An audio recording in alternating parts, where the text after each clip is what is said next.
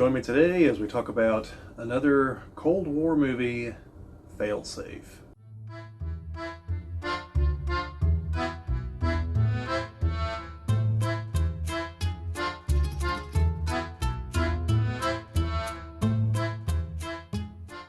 This is the Geek Cabal channel. My name is Bobbie, and today we're going to be talking about the 1964 movie Failsafe. I believe I caught this on Amazon Prime. If I did, there'll be links down there. If not, I will find out where it was and tell you fine folks where it was, but I'm pretty sure that's where it was. So this movie came out in 1964, and it's in black and white.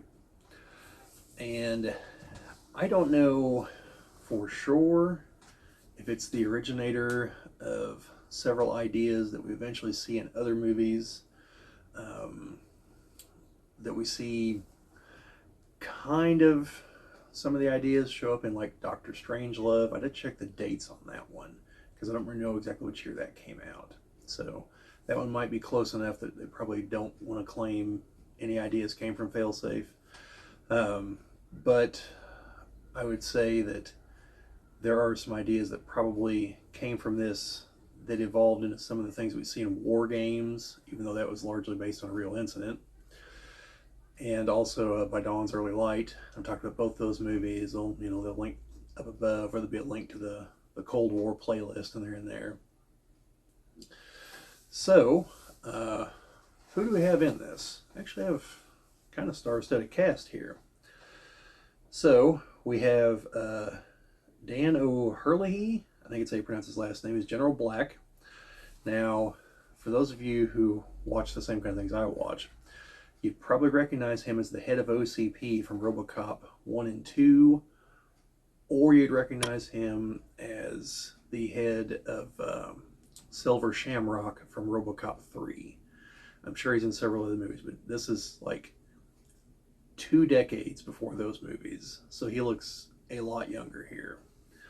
Then we also have Walter Matthau, who I didn't write down his character's name, but he plays an intellectual who keeps arguing that we should press the advantage against the Soviets and we should, attempt to destroy them and this, that, and other. Very similar in concept to Rip Torn's character in By Dawn's Early Light, who keeps trying to push for aggression against the Soviets and this belief that we can just completely wipe them out. His argument's a little bit different, and I'll try to, as I get through this, because I don't write scripts, I'll try to remember to explain this as I get into the description of the movie itself. Then we have Henry Fonda as the president, classic actor in all kinds of older movies. I haven't seen it myself, but he's the villain in Once Upon a Time in the West. And I hear he does a really good job there. I need to watch it at some point. I kind of like Charles Bronson, he's the good guy. And I like Westerns. It's on my list, I just haven't gotten around to it yet. And several other movies too. Then we have Larry Hagman as Buck. He is the Russian interpreter for the president. And in case you don't recognize that name, he's J.R. Ewing from Dallas. I assume he's in other things as well, but that's the main thing I'm sure everyone knows him from. Then we have Dom DeLuise in a small part early on in the movie, or no, kind of later in the movie. And it definitely took me a moment. I was like, was that Dom DeLuise there? Because it's a serious role, and he's known for more comedic roles later on, which I can't think of off the top of my head, which you would have seen him in. I think he's in the Cannonball Run, I think. And he's in several other movies, parts here and there. But normally he's as a comedic actor. So I don't know, since I don't know much of his earlier work, I don't know if he's like Leslie Nielsen, where he mainly played, like Leslie Nielsen mainly played like Western villains. He was a villain in one of the Creepshow movies.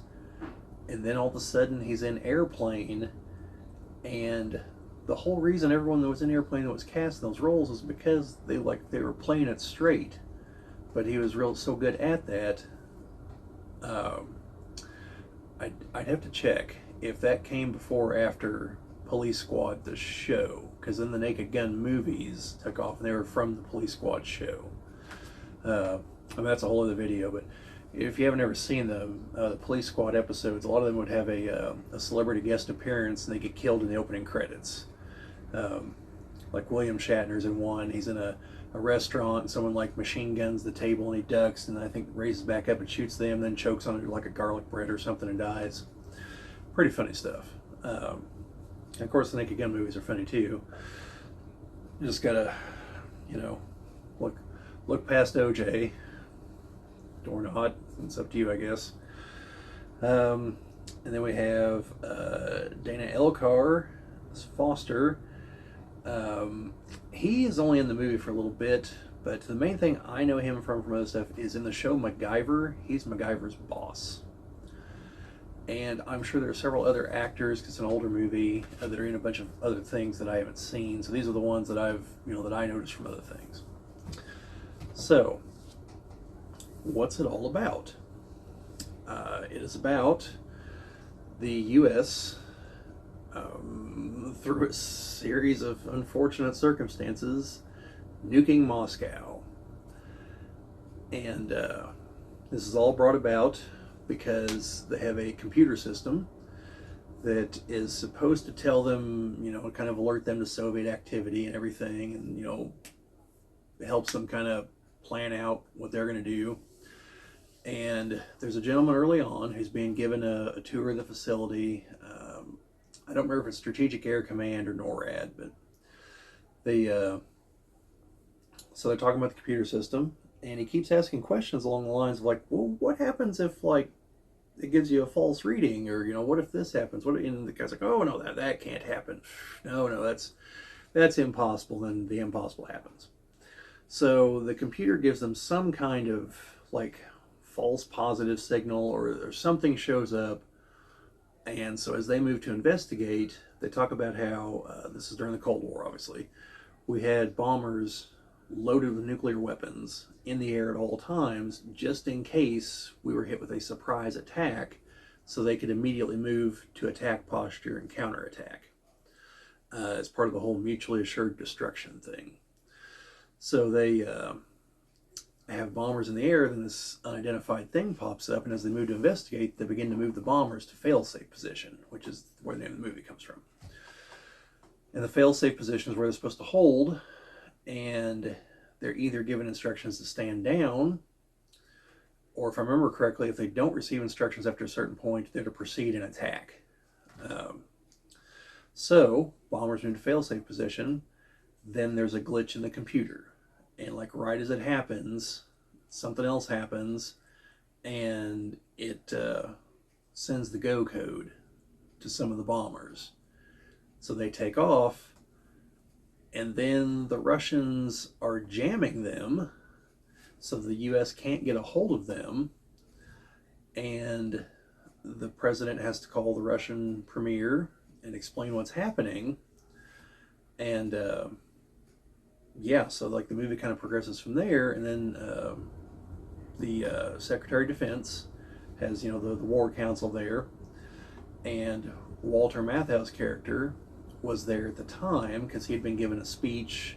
Again, he's very hey, let's crush the commies, we can defeat them, and so he advises to press the advantage, to either like go for the attack, or to tell the Soviets, but be like, hey, we're not going to stop this, we're just going for it, because he argues that the Soviets will surrender because their whole goal is global communism, and they know if Russia, the nucleus of the Soviet Union, gets nuked, that their plans will completely fall apart. So he theorizes that they'll surrender because that's the whole goal. The whole plans hinge on Russia remaining intact. And so it's a whole bunch gobbledygook nonsense. It's similar to Rip Torn's character in My Dawn's Early Light. And, again, Dawn's Early Light, we have the false flag attack that triggers the Russian response. And then the Russian president proposes, this is By Dawn's Early Light, and I did a video of it, just rehash here. So the Russian president's like, well, I can't stop the missiles, so one of your options is to have a proportional counterattack, and then we're just going to call it a day. And that's where that's when the president there decides to agree to what they're going to do. And yeah, so that's Walter Matthau. Better make sure that is actually Walter Matthau. Yeah, because it's someone else by Dawn's Early Light. So they, in this movie, what ends up happening is Henry, calls the president, calls the Russian premier, is like, hey, we can't stop this, and basically has to give them, like, in good faith, has to explain to them how to bring down our planes. And because we send, the U.S. sends fighters to try to stop them, but the math is just not going to work. They don't go that much faster. They've got less fuel, shorter ranges on the rockets, things like that. So they don't make it.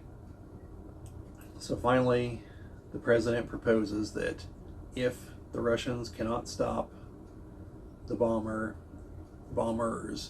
and they do indeed bomb Moscow, that he will order other U.S. bombers to bomb New York City. And he considers that an equitable exchange, and the Russians agree. So they detail how to stop the Russians, and there's infighting at strategic. Again, I don't remember if it's NORAD or Strategic Air Command. There's infighting there. One guy tries to kind of overthrow the guy in charge, and he's like, "Oh, the president told me this guy's a commie 11," and it's like, no, you get the hell out of here. Like, the president has ordered us to tell them how to do this, and so they do. And they stop some of the bombers, but not all of them. One of them does get through, and they have someone at the American embassy there in Moscow. They have him on the phone with the president, and they tell him that if the bomb hits, that they'll be cut off. There'll be a high-pitched whining noise, the electromagnetic pulse frying the phone line. And then the Russian premier should get on the phone with his man at the UN, so that he'll hear the same thing happen whenever he orders New York destroyed. And so the bomber does get through and does destroy Moscow. So the General Black, throughout the movie, had been arguing that they need to de-escalate the situation. He's been arguing against Walter Matthau's character's point. He's like, no, like, you don't understand. This isn't something we can win. This is something no one wins. Which, again, we see that reflected again in By Dawn's Early Light, where we had Darren McGavin's character, like, go team, USA, like, are we winning this thing? And, you had the Harpoon character, like, sir, this isn't like something we can win. We can try to not lose as bad. And by that, we need to, like, stop this now. And that's essentially what General Black's character is in this case. So the president knows he can trust General Black to carry out the orders. So he sends him to a nearby base where they've got the bomber fueled and ready and armed. And as he sends him there, he asks, like, your family's in New York, aren't they? And he's like, yes, sir. And he's like, I may be asking you to do something truly devastating before this is over. And he does. General Black accepts the order, and tells the rest of the bomber crew, like, no, it's like, this order's been given to me, I'll carry it out. Like, the blood will be entirely on my hands. And so he sets everything and drops the bomb, and then takes out like a suicide pill or something and takes it and kills himself. And then the bomb hits, and that's the end of the movie.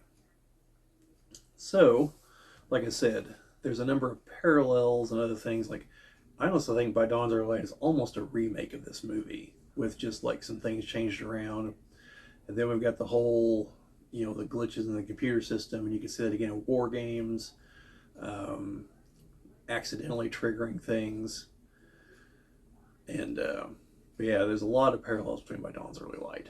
So I thought it was overall a good movie. I had never seen it before.